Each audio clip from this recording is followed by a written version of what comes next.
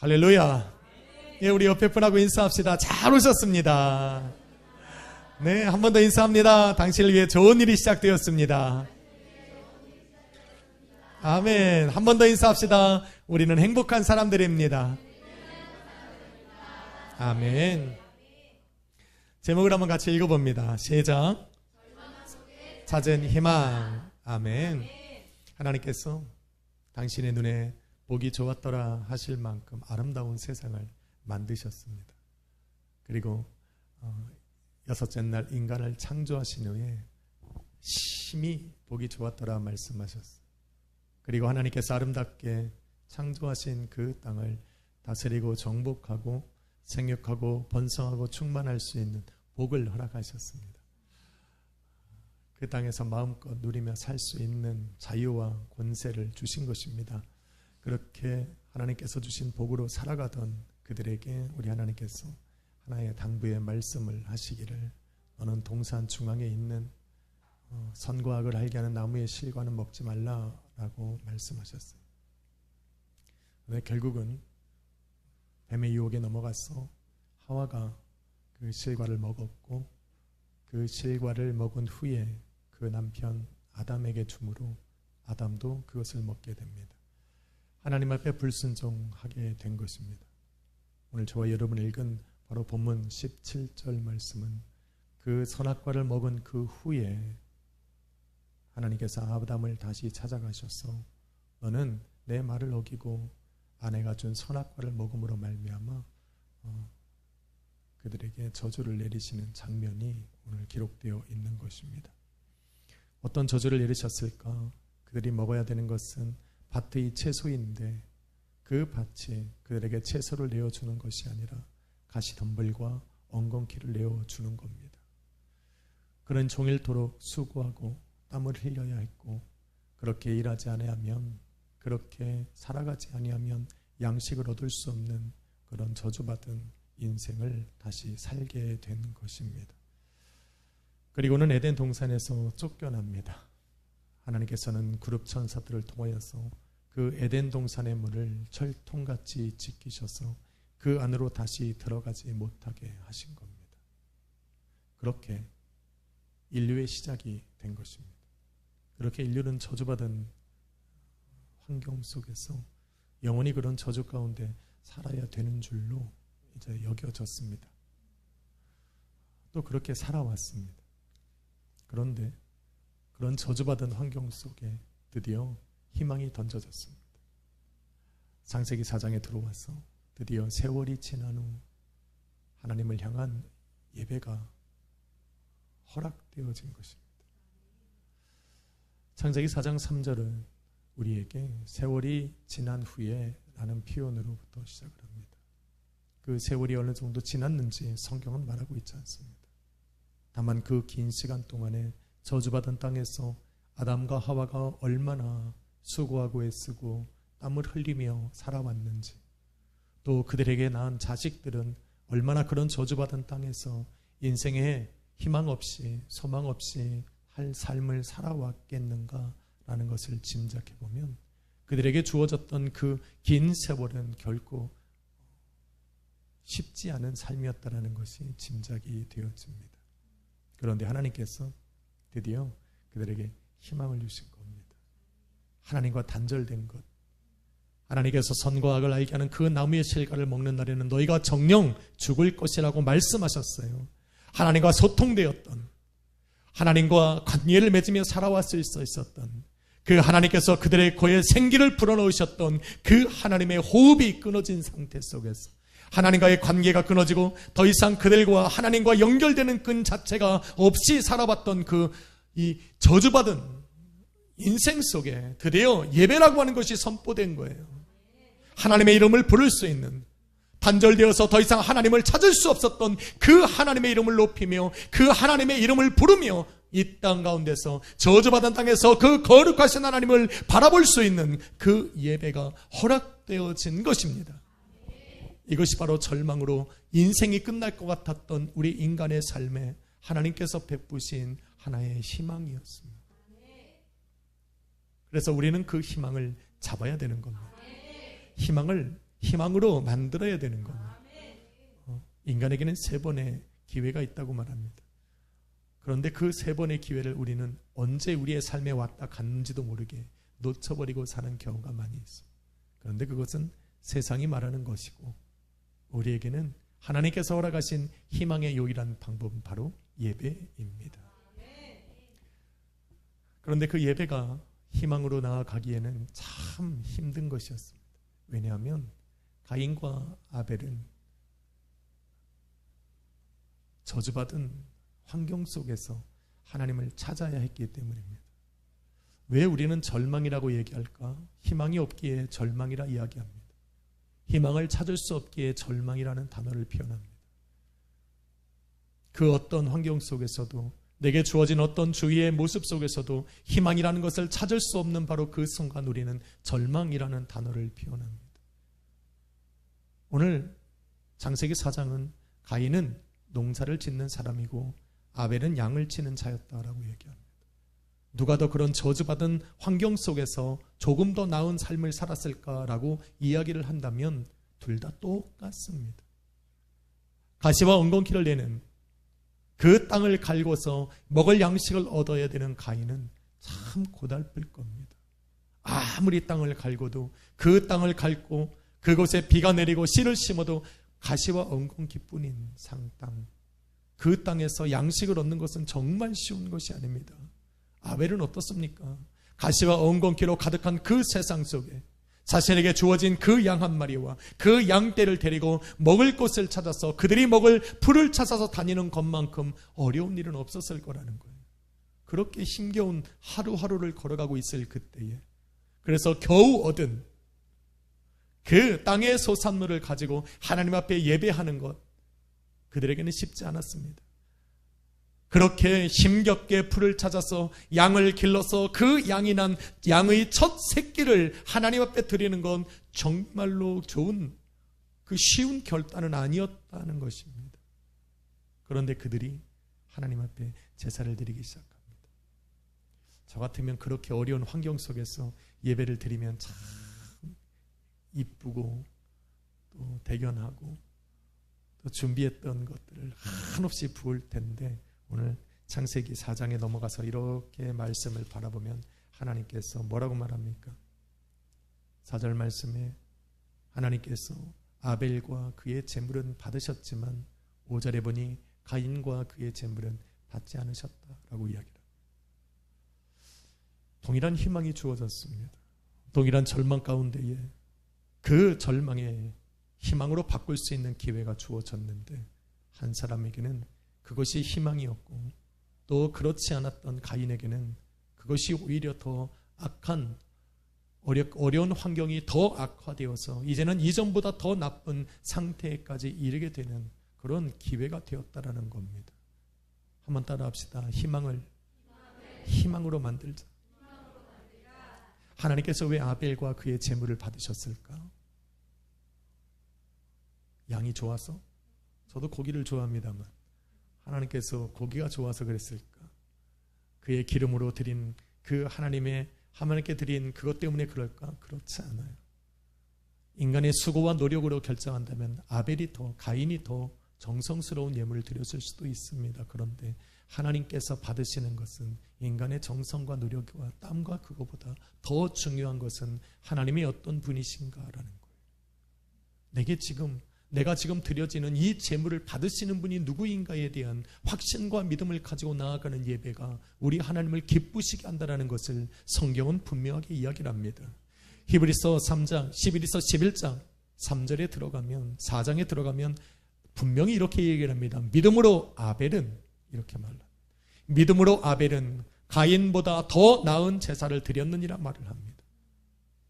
다시 말해서 그들이 수고하고 애쓰고 땀 흘려 일한 그것을 하나님이 기쁘게 받으신 것이 아니라, 그걸로 인해서 기뻐한 것이 아니라, 하나님께서 나아가 하나님 앞에 예배를 드리는 그 아벨의 마음 속에는 하나님의 마음을 기쁘시게 할 수 있는 그 믿음이 들어있었다라는 거예요. 하나님께서 우리에게 주신 예배, 하나님께서 저주받은 나의 삶 속에 절망으로 가득한 세계, 또 하나님이 희망이란 찾아볼 수 없는 나의 환경 속에 그것을 모든 것을 갈아엎어 하나님께서 좋았더라고 말씀하신 그러한 기뻐하고 아름다운 삶으로 바꿀 수 있는 유일한 기회인 예배를 허락하셨다면 그 희망으로 던져준 그 예배를 나의 삶 속의 희망으로 바꿀 수 있는 그 예배는 바로 믿음으로 드려져야 한다는 말입니다. 기억해야 합니다. 오늘 여러분에게 예배가 있다면 저와 여러분에게도 아직 희망이 있는 거예요. 그 희망을 내 삶 속에 희망으로 바꾸기 위해서는 예배 가운데 나온 우리들의 마음속에 아벨에게 가졌던, 하나님께서 아벨을 통하여 바라보셨던 그 믿음이 저와 여러분에게서도 발견되어져야 하는 것입니다. 그 믿음이란 무엇일까? 히브리서 11장 3절에 보니 이렇게 말합니다. 믿음으로 모든 세계가 하나님의 말씀으로 창조되었나니. 잘 들으셔야 돼요. 우리가 예배를 드리는 사람, 오늘도 여러분에게 허락하신 이 예배가 여러분의 삶 속에서 절망으로 가득한 우리들의 환경 속에서 다시 희망이 될 수 있는 유일한 믿음, 그 믿음은 바로 이것입니다.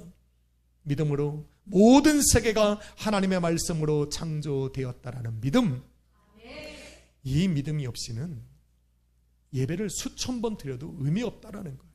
아벨처럼 아무리 내가 노력한 수확으로 한 달 동안 열심으로 일해서 얻은 수확을 우리 하나님 앞에 전제로 드린다 할지라도 우리 하나님의 마음을 기쁘시게 할 수 없어요. 그거보다 더 중요한 것은 우리 하나님, 모든 세계가 하나님의 말씀으로 창조되었다라고 하는 믿음입니다.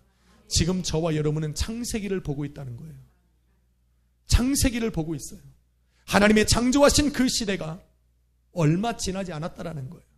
그런 세계 속에서 모든 세계가, 바라보여지는 세계가 하나님의 말씀으로 창조되었다라는 것을 믿는 믿음. 그 믿음이 어디서부터 왔을까? 아담과 하와는 저주받은 땅에서 자녀를 낳았지만 그들에게 끊임없이 이야기했던 이야기 하나가 있는데, 자신들이 근본이 있는, 자신들의 존재가 발견되어진 바로 에덴 동산에 관한 이야기였을 거예요.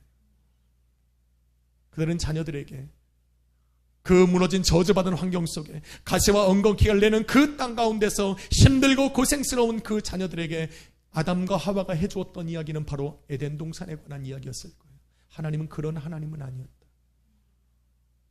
하나님은 선하셨고 우리를 하나님께서 복이 좋았다라고 말씀하신 그 에덴 동산으로부터 우리를 살아가게 하셨다는 것을 이야기했을 거예요. 하나님은 말씀으로 창조하셨고 그 창조된 아름다움을 우리에게 맡기셨는데 우리가 그렇게 하지 못했다라고 이야기를 했을 것입니다. 가인은 무시했고 아벨은 믿은 거예요.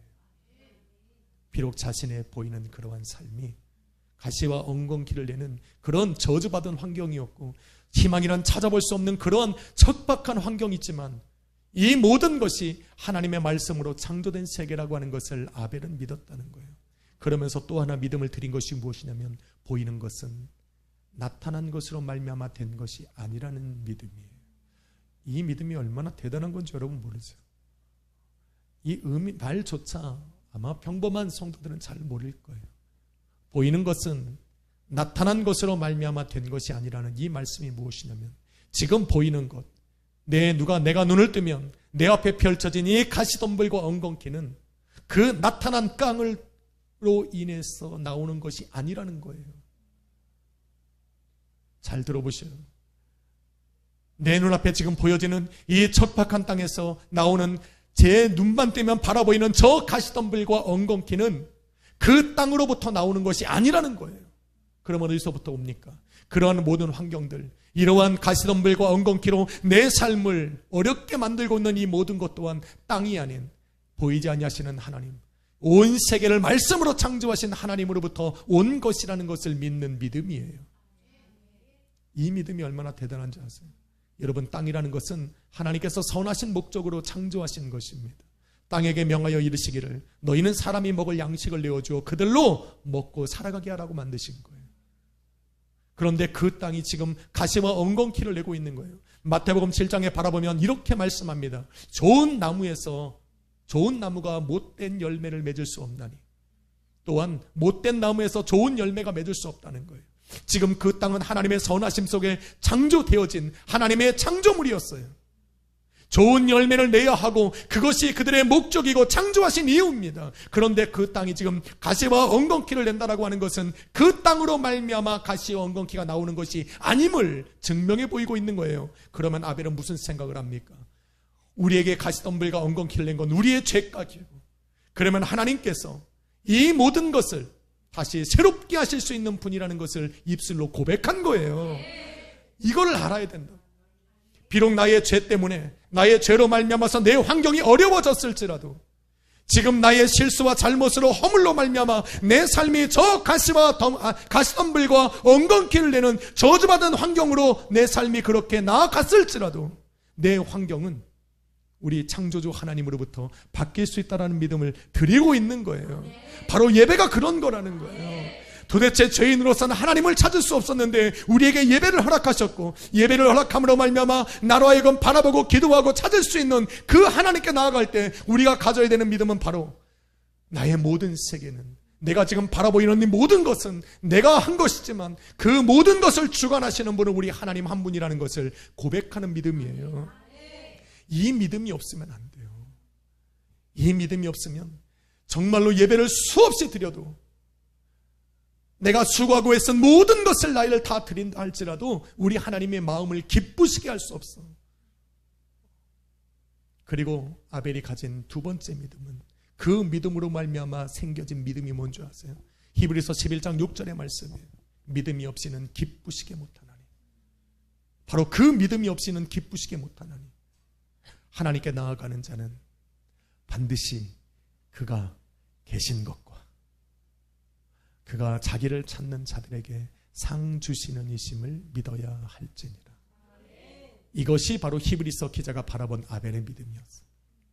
아벨은 지금 저주받은 환경 속에서 어렵게 얻은 그 양의 첫 새끼로 하나님 앞에 예배를 드리지만, 그 드려지는 그 초라한 예배 속에 그 죄 가운데 하나님께 버림받았다라고 생각하는 그런 환경과 그 어려운 속에서도 그가 가졌던 믿음 하나는 무엇입니까? 내가 드려지는 이 제단 앞에 우리 하나님이 계시는 거예요.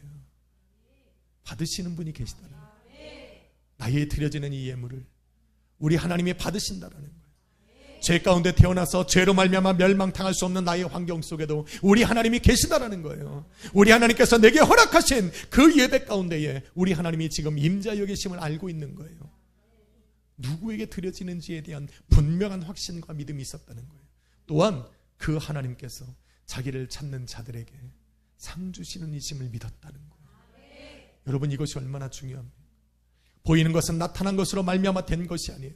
지금 내게 보이는 가시와 가시 엉기동풀이 정말로 지금 내 삶을 어렵고 저주받은 인생으로 만들지만 이것을 다 걷어버리고 우리 하나님이 새롭게 내게 상 주시는 분이시라는 것을, 또 그렇게 하실 것이라는 믿음으로 하나님 앞에 예배하고 있는 이 아벨의 제사를 하나님 받지 않으실 수가 없어요. 우리 예배 가운데 왜 우리는 모든 것을 뒤로하고 하나님만을 의지해야 할까? 우리를 회복시키시는 왜 그 하나님만을 의지하며 나아가야 할까? 우리에게 주신 그 마지막 희망의 자리인 예배의 자리에서 우리는 왜 하나님 한 분만을 바라봐야 할까? 바로 이유가 여기 있는 거예요. 하나님은 모든 것이 가능하신 분. 믿으시면 아멘 합시다. 가인은 이 기회를 놓친 거예요. 이 기회를 놓쳤어. 그는 분명 하나님을 향하여 예사를 드렸지만 자신이 드려지는 그 제사 가운데에 하나님이 계시다라고 하는 믿음이 없었고, 하나님이 그 드려지는 제물 가운데 그것을 받으시고 자기의 삶을 회복시키실 것이라고 하는 믿음이 없었다라는 거예요. 오로지 그의 마음속에는 저주받은 이 땅을 어떻게 갈구어서 양식을 얻을까 하는 생각으로 가득 찼다라는 거예요. 그 결과가 어떻습니까? 아벨의 제사를 하나님께서 받으심이 자신의 눈에 보이자 분이 나는 거예요. 성경은 우리에게 분명히 말합니다. 너의 믿음대로 될지어다. 아벨이 믿은 대로 하나님께 드려진 것이고, 가인이 믿은 대로 그 땅에서 드려지는 제사로 끝난 겁니다. 하나님께서 가인의 제사를 허락하지 않으신 것이 아니에요. 히브리서 11장 4절의 말씀은 가인의 제사가 좋지 않았다라는 것이 아니에요. 아벨이 믿음으로 더 나은 제사를 드렸다라는 거예요. 가인이 드린 제사도 하나님께서 허락하신 것이기에 나쁘다고 말씀하신 것이 아니에요. 다만 그 예배를 드리면서, 그 제사를 드리며 하나님 앞에 제물을 들고 우리 하나님 앞에 올려드리며 그의 마음속에 믿은 대로 우리 하나님이 역사하신 거예요. 여러분 어떠한 믿음으로 이 자리에 나와 계십니까? 우리에게는 분명 아벨의 믿음이 필요합니다.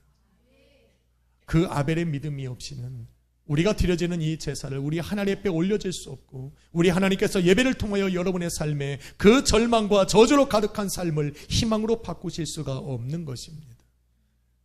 신약에 바라보면 예수님께 나왔던 수많은 사람들, 그 사람들의 마음속에 예수님은 마지막 희망이었다니까요. 왜 예수님이 저 사람을 고쳐줬을까? 그것이 문제가 아니에요. 하나님께서 고치실 만한 분위기 때문에 고치신 것인가? 하나님께서 위로할 만한 사람이니까 위로하셨나? 그것이 아니라 예수님 앞에 찾아 나온 사람, 예수님이 찾아가 만난 사람은 예수님이 유일한 희망이었고, 그들의 삶을 희망으로 바꿀 수 있는 유일한 방법이고 도구였기 때문에 예수님은 그렇게 역사하신 거예요. 오늘 우리는 예배가 여러분의 삶의 희망으로 바꿀 수 있는 유일한 희망이어야 됩니다. 그것이 여러분의 믿음이 되어서 예배가 드려질 때 우리 하나님 여러분을 믿음대로 역사하시는 거예요. 가인은 그런데 하나님을 향하여 분한 마음을 들였어. 안색이 변했어. 열받은 거예요. 지금 여러분의 얼굴과 비슷할 수도 있습니다. 아니 이렇게 예배를 드리는데 왜 내 삶은 말씀처럼 되지 않느냐라는 거. 모르지.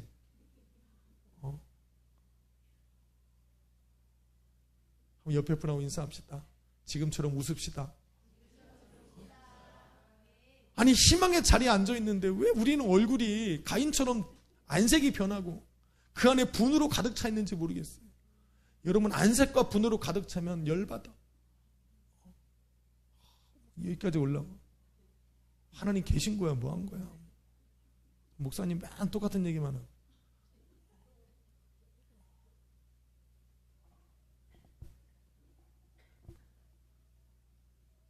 저는 죄송한 말입니다만 제가 단위에 서서 설교를 하는 담임 목사가 된 이후로 저는 비유 맞히는 설교를 잘 못해요. 그냥 말씀대로 선포해야 되는 거 아니에요? 아니 순종하고 받아들이는 건 여러분의 몫이지. 저는 여러분을 위해서 내 생명을 우리 하나님 앞에 끊어지게 할 수는 없잖아. 여러분을 위해서 내가 하나님 앞에 책망받을 일을 하면 안 되잖아. 진리가 자유롭게 하는 거잖아요. 진리를 선포해야 여러분의 삶 속에 붙들 만한 것이 있는 거잖아요. 여러분의 눈치 보면서 어떻게 말씀을 전해? 목사님 너무 그래도 좀 이렇게 제가 유일하게 하지 못하는 게 그런 물질 같은 거예요. 시험 될까 봐. 그럼에도 불구하고 한 1, 2년 만에 한 번어치 가는 걸로 시험 들면 어떡해. 그런 걸로 시험 들지 마세요. 저는 말씀을 전하는 사람이에요. 순종은 여러분이 하세요. 하고 싶은 거 하고, 하기 싫으면 해고. 아니 하기 싫어도 좀 해야 돼요. 왜냐하면 말씀이 그렇게 우리를 자꾸 두들기시니까 안 돼도 해야지. 노력은 해야죠. 가인은 하나님 앞에 안색이 변했어요. 마음에 분을 했어요. 하나님 물어봤어요. 야, 왜 그러냐? 그래서 주일날 여러분 얼굴을 봤는데 안색이 안 좋고 막 분으로 가득 차면 저도 물어보고 싶어요. 왜 그래? 뭐 한 것도 없는데.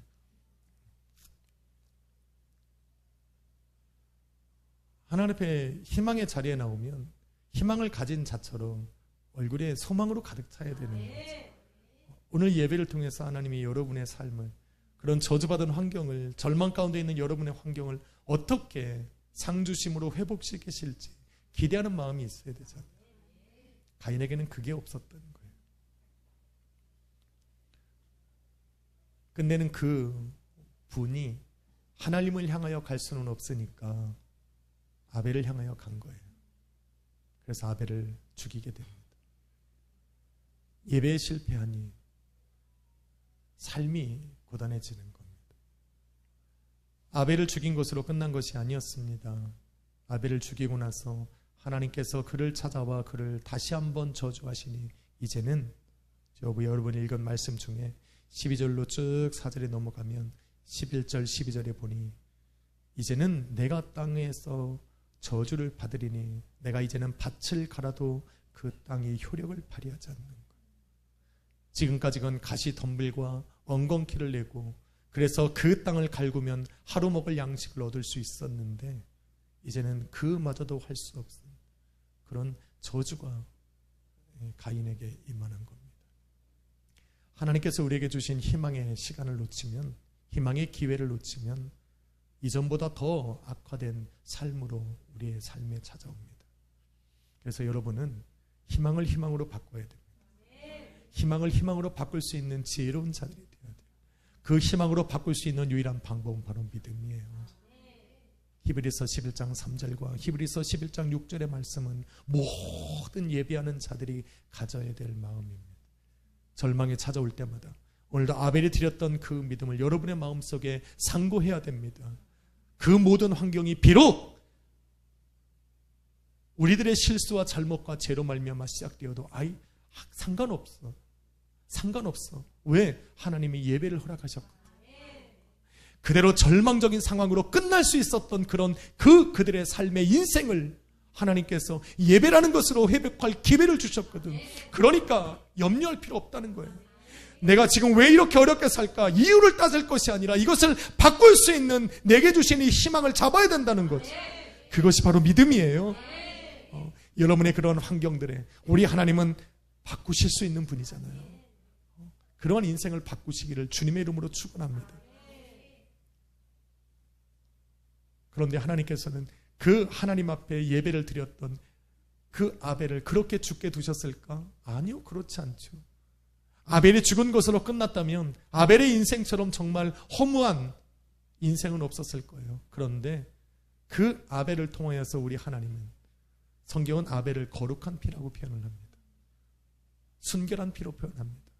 그 저주받은 땅에 거룩한 피가 떨어지니 드디어 그 다음에 아담과 하와에게 주신 셋을 통하여서 어떻게 돼요? 믿음의 세대가 시작되어서 저주받은 그 땅이 다시 회복되기 시작합니다. 이게 놀라운 역사예요. 여러분의 가정이 회복되려면 누군가는 아벨처럼 믿음으로 자신을 내어드리는 순간이 필요한 거예요. 꼭 이게 영적인 원리예요. 그렇게 땅이 매년마다 제사를 드림으로 한 해 한 해 살아가던 우리에게 2000년 전 예수 그리스도가 오셔서 십자가 위에서 거룩한 피를 땅에 흘리실 거예요.